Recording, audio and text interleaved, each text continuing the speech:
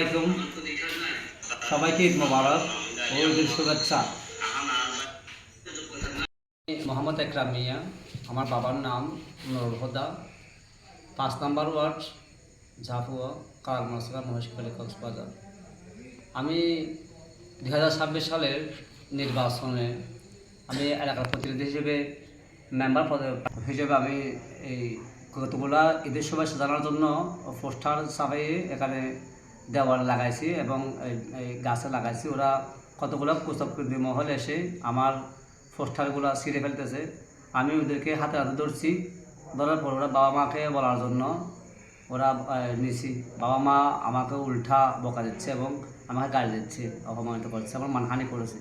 আমি এটার দৃষ্টান্তমূলক বিচার চাই, প্রশাসনকে দৃষ্টি আকর্ষণ করছি এবং জনগণও আমাকে অবশ্যই সাপোর্ট করেছে। বিধায় আমি এখানে প্রার্থী হিসেবে মেম্বার প্রার্থী হিসেবে দাঁড়ানোর জন্য, নির্বাচন করার জন্য আমি মতামত দিয়েছি। তো এটা হচ্ছে আমার শেষ কথা। এই বলে আমার কথা শেষ করলাম। আসসালামু আলাইকুম।